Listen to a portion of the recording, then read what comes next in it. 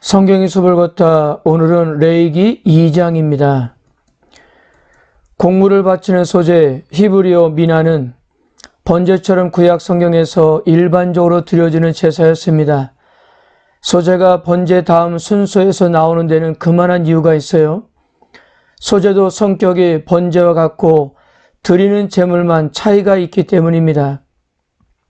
레위기 1장에서 하나님께서는 번제에 사용되는 제물의 범위를 비둘기까지 허락하셨습니다. 그런데 비둘기라도 제물로 내놓는 사람은 그래도 경제적으로 괜찮은 측에 속했다고 합니다.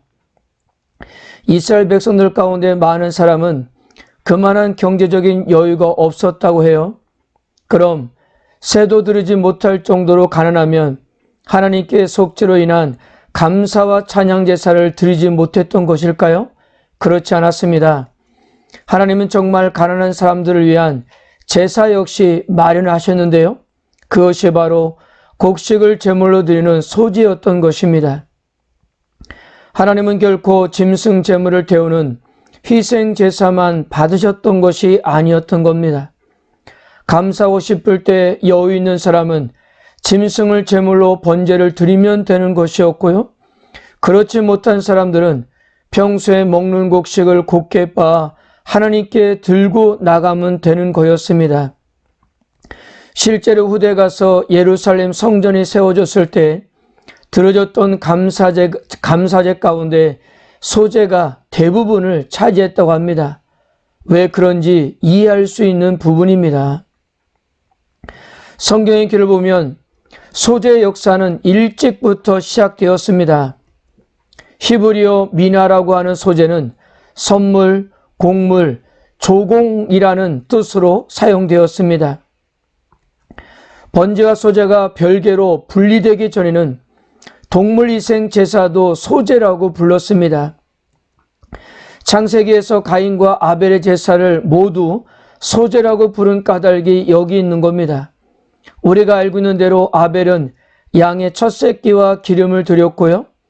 가인은 땅의 소산을 제물로 드렸습니다. 이것을 레위기의 관점으로 본다면 아벨은 번제를 드린 것이고요. 가인은 소제를 드린 것이 됩니다. 그러나 창세기에서는 아벨과 가인의 모든 제사를 미나, 즉 소제로 표현을 했습니다. 그러니까 번제와 소제가 분명하게 구분되기 전에는 미나가 희생 제사까지 포함하는 용어였던 겁니다. 소제는 곡식이나 수확물을 제물로 드리는 일종의 감사제로 5가지 제사 중 유일하게 피 없이 드리는 제사이기도 합니다. 소제는 특별한 경우에 독립적으로 드리기도 하였지만 대개의 경우 다른 제사와 함께 드려졌습니다. 나중에 레위기 23장에서 이야기하겠지만요. 소제가 다른 제사와 함께 드려질 때 그 다음으로 따라오는 것이 바로 전제였습니다. 전제는 붓는다는 의미인데요. 말 그대로 제물을 사르기 전에 피를 상징하는 포도주를 제단 주변에 붓는 예식입니다. 희생 제물의 피를 제단 주변에 뿌리는 것을 생각하면 이해하기 쉬울 것입니다. 이 전제라는 단어는 관제라고 해서 사도 바울은 예수 그리스도에게 자신의 생명을 바친다는 의미로 이 단어를 사용했습니다. 그리고 참고적으로 성소 내부의 떡상에 차려놓은 진설병도 일종의 소제라고 할 수 있습니다. 진설병이라는 말은 말 그대로 옮기면 하나님 얼굴 앞에 차려놓은 떡이라는 뜻입니다. 또한 제사장이 성소의 분향단에 매일 아침과 저녁에 향을 피우는 것도 소제의 범주에 속했습니다. 그리고 레위기 1장부터 계속적으로 화제란 말이 여호와께 향기로운 냄새라는 말과 반복되고 있는데요. 화제란 한마디로 제물을 번제단에서 불로 태워서 드린다는 의미입니다.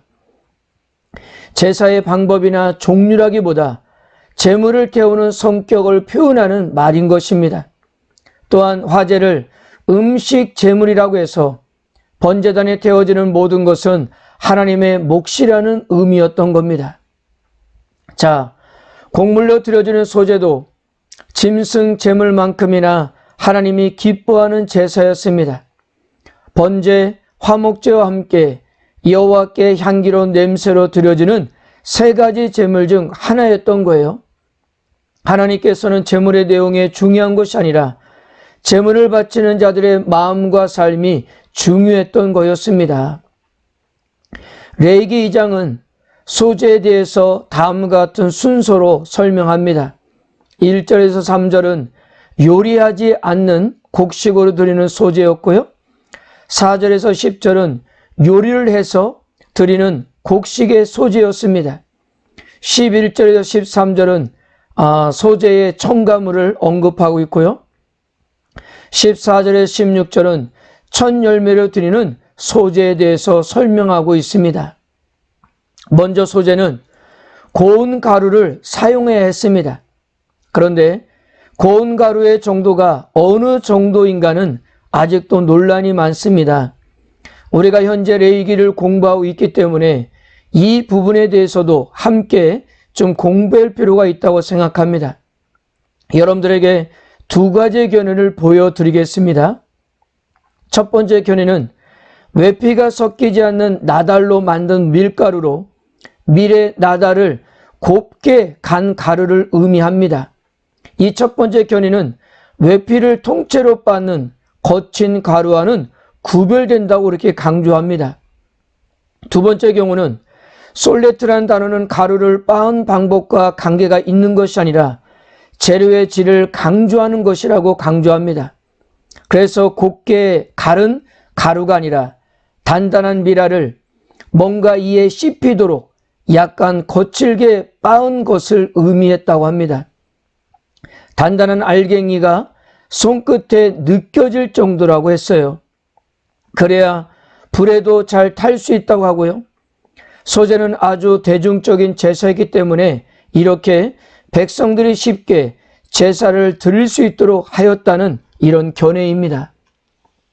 그런데 두 가지 견해를 종합해 보면 어떤 형태의 고운 가루라 하여도 하나님께 드려지는 것이고 하나님께 받으시는 것이기 때문에 최상의 것으로 준비했던 것은 분명해 보입니다. 그리고 소제물에는 반드시 기름을 넣어야 했습니다. 소제에서 기름은 다양한 방식으로 드려졌는데요. 기름을 붓고 기름을 섞고 기름을 바르고 또한 기름을 불살랐습니다. 곡식에 기름을 붓는 것은 제물로 드리는 곡물을 하나님의 특별한 목적을 위하여 따로 구분한다는 상징성을 지녔습니다. 또한 하나님의 주시는 기쁨과 즐거움의 상징이기도 했습니다. 제사장이 고운 가루 한 주물치에 유황과 함께 기념물로 제단에 불사르게 되는데요.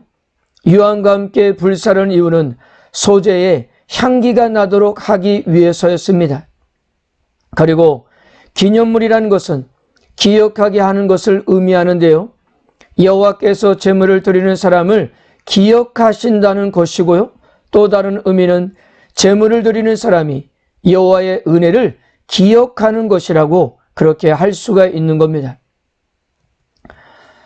소제 규례에는 반드시 넣어서는 안 될 것과 반드시 넣어야 할 것이 있었습니다. 소제에 넣어서는 안 될 것은 바로 누룩과 꿀이었습니다. 이것의 실제적인 이유는 소제물의 부패나 변질을 방지하기 위해서였습니다. 소제물에 누룩과 꿀을 첨가되면 얼마든지 변질될 수 있기 때문이었어요.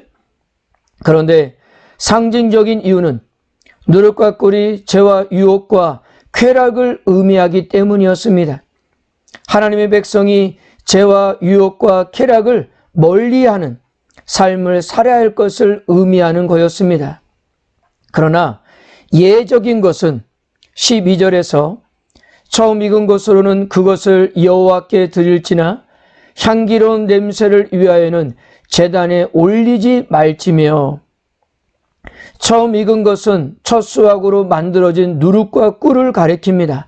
그러나 이 경우에도 제사장들의 몫으로 가져갈 수 있지만 제단 위에서 일정 양을 태울 수는 없었다고 이렇게 분명히 말씀하고 있습니다. 소재에 반드시 넣어야 할 것은 소금이었습니다. 13절 내 모든 소재물에 소금을 치라. 내 하나님 언약의 소금을 내 소재에 빼지 못할지니 내 모든 예물에 소금을 드릴지니라. 이건 역시 실제적인 이유는 소재물의 변질을 막기 위함입니다. 소재물 중 일부가 태워지고 나머지는 제사장의 몫이었기 때문에 소재물이 부패하면 안 되었기 때문입니다. 그러나 상징적인 이유는 구약 성경에서 소금은 변치 않는 것을 상징했어요. 특히 소금은 하나님과의 언약 관계를 나타냅니다. 이런 면에서 소금을 치는 이유는 하나님과 이스라엘 관계가 변치 않는 언약의 기초함을 의미하는 거였다는 사실입니다. 오늘 레위기 2장에서 소개된 소재를 통해 우리는 어떠한 적용을 할 수 있을까요? 첫째, 우리는 예배에 임할 때 무엇을 드리느냐보다 어떻게 예배에 임하는지에 대해서 더 신중해야 한다는 사실입니다. 하나님께 가장 중요한 것은 예배자의 마음과 삶의 자세이지 그가 가져오는 예물이 아니라는 사실입니다. 하나님은 번제의 다양한 짐승을 허락하신 것처럼 소재도 다양하게 드릴 수 있도록 하셨고요. 준비하는 방법도 여러 가지를 허용하셔서 가난한 자들도 예배에서 소외되지 않도록 하셨습니다. 하나님은 사람의 마음을 중시하시며 사람이 무엇을 드리는가에 대해서는 상당한 융통성을 가지셨던 분이었습니다. 그러므로 오늘날에도 경제적인 이유로 인해 하나님께 나오지 못할 사람은 없는 거라는 사실이에요. 저한 사항이 궁핍하여 주님께 많은 것을 드리지 못해도 하나님께서는 그 무엇보다도 상한 심령의 예배를 받으시기를 원하신다는 사실입니다.